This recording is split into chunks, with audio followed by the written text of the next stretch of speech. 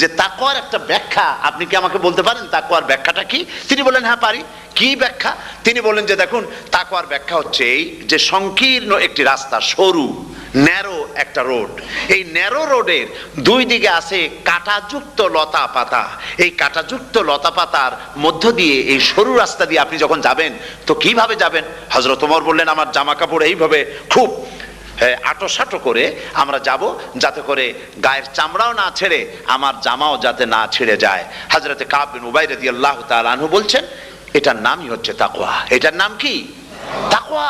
এটার নাম হচ্ছে তাকওয়া। দুনিয়ার অসংখ্য পাপের ভেতর থেকে আপনি চলে যাবেন, পাপ যেন আপনাকে স্পর্শ করতে না পারে। এটার নাম তাকওয়া। বাইন মাছ নিশ্চয়ই খেয়েছেন আপনারা, না লন্ডনে পাওয়া যায় না?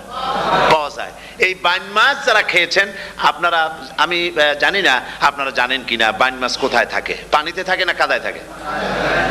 মাশাআল্লাহ, বাইন মাছ থাকে কাদার মধ্যে। কিন্তু এই বাইন মাছ যারা ধরেছে তাদের মুখে শুনেছি আমি যে বাইন মাছ থাকে কাদায়, ওকে যখন ধরে টেনে বের করায় কাদার মধ্যে থেকে এক ফোঁটা কাদা ওর গায়ে নাই।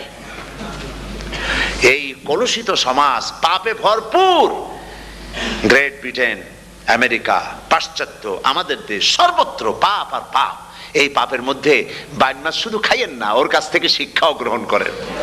ও যেমন কাদার মধ্যে থাকে, কাদা ওর গায়ে লাগে না, আপনিও এই সমাজের মধ্যে আপনি আপনার কাজ চালিয়ে যান, পাপ যেন আপনাকে স্পর্শ না করে। আল্লাহ যেন পাপের থেকে আমাদের বাঁচান। আমরা বলি আমিন, সবাই বলেন আমিন। এটার নাম হচ্ছে তাকওয়া। আর তাকওয়া লম্বা জামায় তাকওয়া হয় না, লম্বা দাড়িতে তাকওয়া হয় না, পাগড়ি একটা বানলেই তাকওয়া হয় না। রাসূলুল্লাহ সাল্লাল্লাহু আলাইহি ওয়াসাল্লাম বলেছেন তাকওয়া হা হুনা, হা হুনা, হা হুনা, তিনবার বলেছেন, বুকের দিকে দেখায় বলেছেন তাকওয়া হা হুনা। তাকওয়া হচ্ছে এখানে। এর অর্থ এই নয় যে আমি দাড়িকে আমি ছোট করে দেখছি, জামাকে ছোট করে দেখছি, তা নয়। কিন্তু বলছি যে তাকওয়াটা হচ্ছে অন্তরের ভেতরে।